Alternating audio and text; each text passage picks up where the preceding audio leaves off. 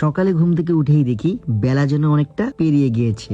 মাথায় প্রথমে একটা চিন্তা, আজ ব্লগটা কিভাবে করব। পুরো দিনের লাইট তো শেষ, তো ভাবলাম ইউটিউব চ্যানেলে ব্লগ যেহেতু করতেছি না, তাই ফেসবুকে আরেকটা ভিডিও ড্রপ করি। যাই হোক, বের হয়ে আসি কেএল এর আশেপাশে, আজ একটু ঘুরে দেখি। তো আমরা তিনজন প্রস্তুত হয়ে বাসা থেকে বের হয়ে গাড়ি নিয়ে চলে গেলাম হান্তুয়া। তারপর সোজা তানবীর ভাই আর তার ফ্রেন্ডকে পিক করে চলে গেলাম লাঞ্চ করতে। লাঞ্চ শেষ করে এক কাপ চা, আর ওই চাতেই ঠিক হলো আমাদের মেদান যাওয়ার প্ল্যান। কিন্তু গিয়ে দেখি মেদান বন্ধ, তাই আরেকটু ঘুরে চলে গেলাম তিতিওয়ানসা লেকে। এই তিতিওয়ানসাতেই আগের বার ফাজরির আম্মু মানজিয়া সবাই আসছিল, আর আমি সাইকেল রাইড করেছিলাম। সেই স্মৃতি মনে করে আবার ঢুকে পড়লাম লেকের ভিতর। চারদিক ঘুরলাম, কিছুটা ভিডিও শুট করলাম। হঠাৎ দেখলাম সুন্দর একটা সাপ পার হচ্ছে। সুন্দর কেন বললাম জানেন? কারণ ও ছিল পানিতে আর আমি ছিলাম উপরে। দেন আমরা কিছু ফটোশুট করলাম, আর সামনে দেখি কিছু লোকাল ছেলেরা ওয়াটার ফুটবল খেলছে। আমরাও অনেকক্ষণ দাঁড়িয়ে তাদের খেলা এনজয় করলাম। এভাবেই গায়ে সন্ধ্যা নেমে এলো। আমরা বের হয়ে পড়লাম জাফরান রেস্টুরেন্টের দিকে, কিন্তু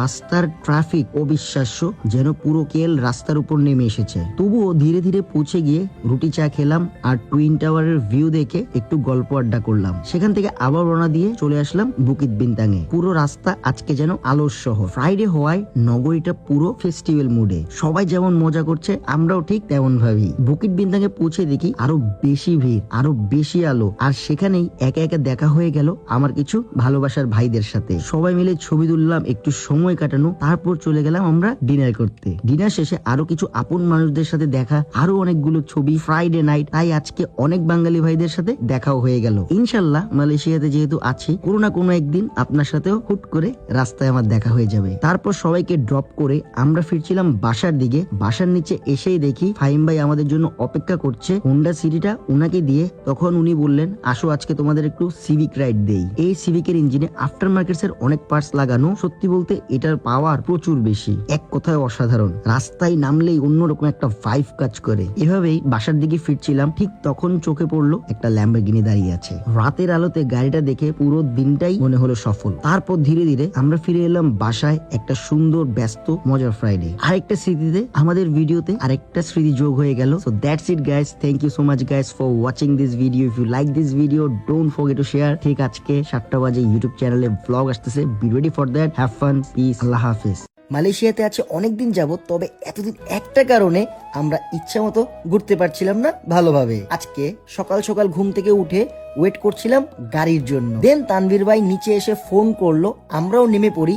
আর আজকে তানভীর ভাই এসেছে নতুন তার গাড়ি নিয়ে। এই গাড়ির জন্যই আমাদের ব্লগ আটকাই ছিল অনেক দিন, কারণ গাড়ি ছাড়া আমরা ভালোভাবে কোথাও যেতে পারছিলাম না। নতুন গাড়ি কিনেছে তানভীর ভাই, সেটাই আমরা দেখছিলাম। এবং কনগ্রাচুলেশন তানভীর ভাইকে। দেশের বাইরে আমার ভাইদের সফলতা দেখলে মন থেকে অনেক খুশি লাগে। নতুন গাড়িতে আমরা MAZ বাংলাদেশের স্টিকার লাগিয়ে দেই এবং গাড়ি নিয়ে আমরা রওনা হই দুপুরের খাবার খেতে হান্তুয়াতে। সেখানে পৌঁছে আমরা আপন রেস্টুরেন্টে ঢুকে গরুর মাংস আর ডাল দিয়ে দুপুরের খাবার শেষ করি। খাওয়া দাওয়া শেষ করে কিছুক্ষণ আড্ডা দিয়ে আমরা রওনা হই PRX মলের উদ্দেশ্যে। সেখানে আমাদের জন্য ওয়েট করছিল শাকিল। পার্কিং এ গাড়ি রেখে আমরা মলের ভেতরে ঢুকেই দেখা পাই ক্রিসমাস ট্রিতে সাজানো পুরা মল। আর গাইস, চলছে উইন্টার সিজন, তোমরা কিন্তু সোয়াগের নতুন সব কালেকশন গুলো দেখে আসতে পারো। মলের ভিতরে ক্রিসমাস ফেস্টিভ্যাল উপলক্ষে অনেক জোস করে সাজাইছে। সেসব আমরা ঘুরে ফিরে দেখে চলে আসি গুচ্চির অফিসিয়াল শোরুমে। দেন আশেপাশে ঘুরে চলে আসি অ্যাপেলের অফিসিয়াল আউটলেটে। দুই চোখে যাই দেখি কিনা ফেলতে মন চায়। তাই ভাবলাম বেশিক্ষণ মলের মধ্যে থাকলে সমস্যা, তাই আমরা বের হয়ে চলে আসি